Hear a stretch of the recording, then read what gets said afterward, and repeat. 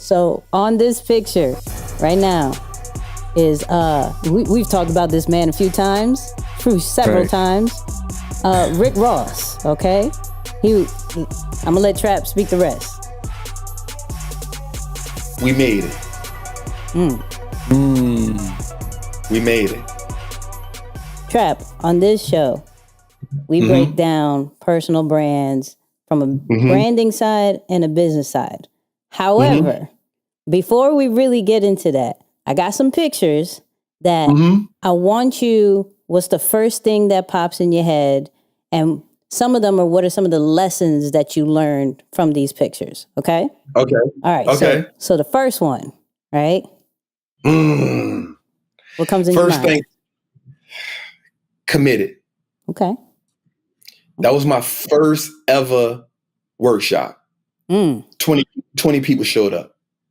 20 people showed up from the Tribe to Wall Street. And that was me saying, I'm committed. Didn't know about speaking. Honestly, I used to listen to Eric Thomas and Inky Johnson all the time. And I was like, I'm committed. I'm committed. That was it. My first workshop right there. And that was 20 people. 20 people. How many people were in that last one? Last workshop I did by myself, I did 700. I did 700 people. What you asked, Moose? Oh, what year was that when you started first here? This was 2018. It's actually 2 months after I walked off the job. Wow. All right. 2 months after. That was me throwing myself in the water. Like, if you're going to do it, do it. Next picture. So with this picture is our exposure. Okay. And the reason why is because this is the dude's name, Phil Town. And he was one of the dudes I used to study so much, took my first mentorship through him. He exposed me to a language. And he even talked over my head because he didn't understand how to talk to me. Okay. Right? I wasn't his ideal client. But the reason why this was so important to me is because I remember him telling me, I want you to come teach for me once you finish the mentorship, because I know you're powerful. He told me that. He told me that day. That day he told me that. And it was the exposure of me listening to him, reading his books, seeing him and his daughter. I was like, yo, this is different. The conversation he having is different. Okay, cool. And I remember him exactly telling me that he was like, when you finish this mentorship, I want you to come teach for me because you powerful. You real powerful. I remember that. Wow. Ooh. Yep.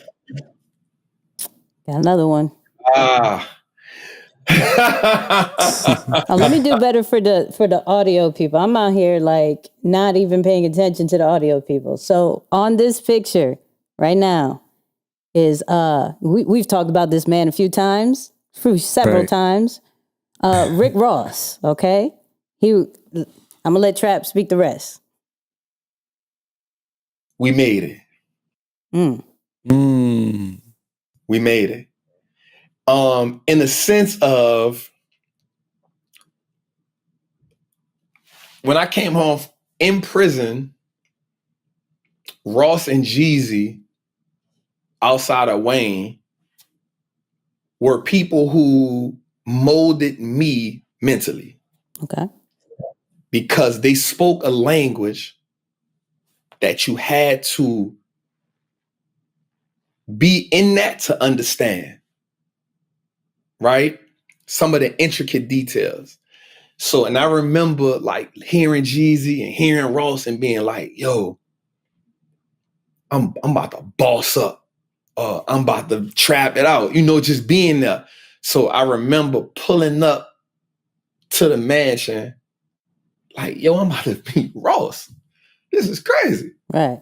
Me thinking about everything I've been through in my life. And the reason why we made sense because I understood, like, when I'm talking to Ross, the way he look at me when I talk to him, he be like, Trap, you talking that talk, boy. And that's the same way I used to feel listening to his music. Right.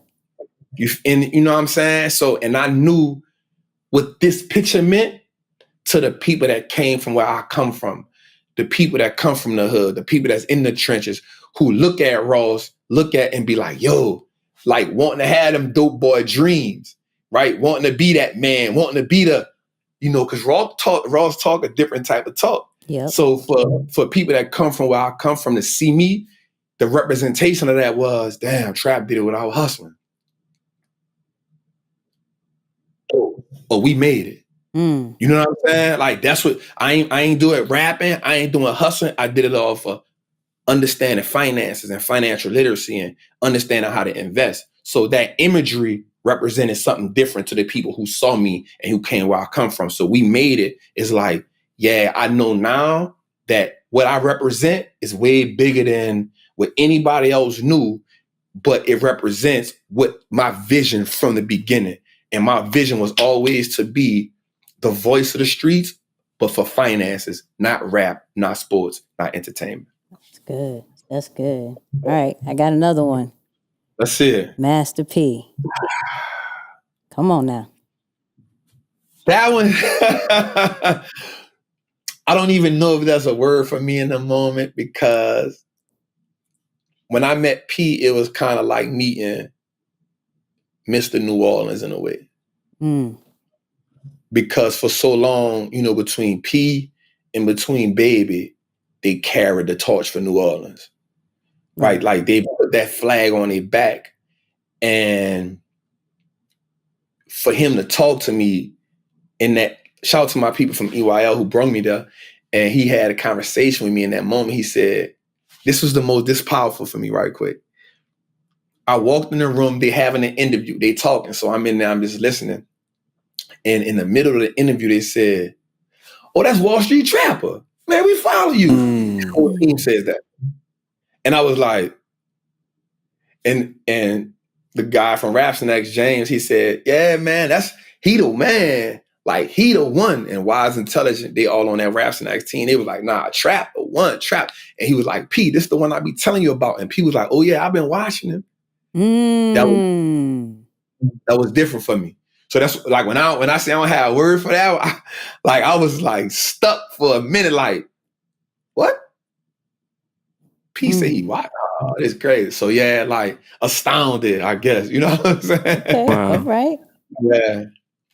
Breakfast Club. The Breakfast Club interview. Shout out to Charlamagne, Envy, and Yee.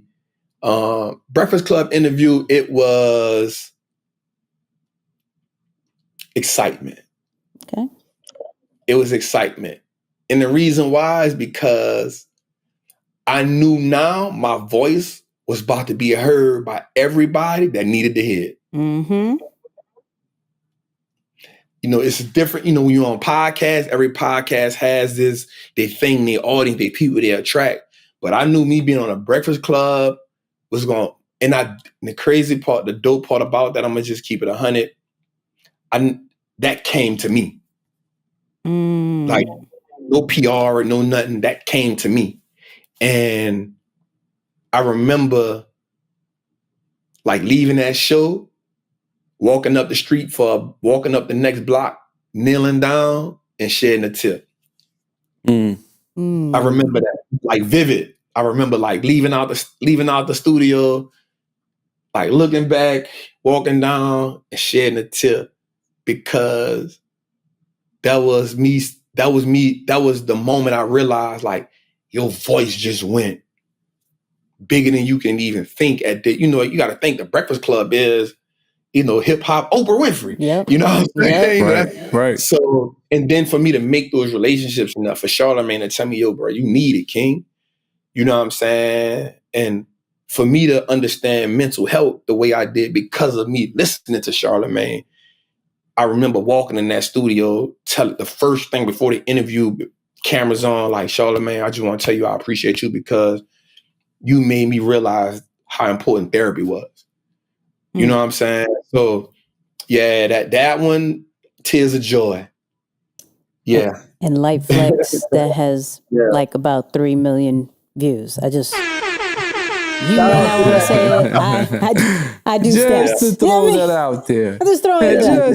Just sprinkle that out there. We did 2 million in a month, man. And the reason why that was amazing, because that let me know the culture was ready to hear it. Yep. Like there's artists that go in there, big artists don't go get 1 million. We did 2 million in a month on that. So that was epic. Yeah. And last one, the Ellen Show. Game changer. The Ellen Show, people. That's what's on right now. The Ellen Show. And the reason why that's a game changer too is because, again, that came to me. Twitch is such a great dude. That's the king who hosted me that day. Yep. And I remember when I got there, I told him, he said, man, I was telling him about you. And I was like, that's how I came. That's how I came. And for me, it was important because, and there's nothing against Ellen giving me that interview. I was so happy that he gave me the interview, because you got to see 2 Black men talk about financial literacy on a national scale. That's good. And it was accepted. That was amazing for me. Monumental is what we call that.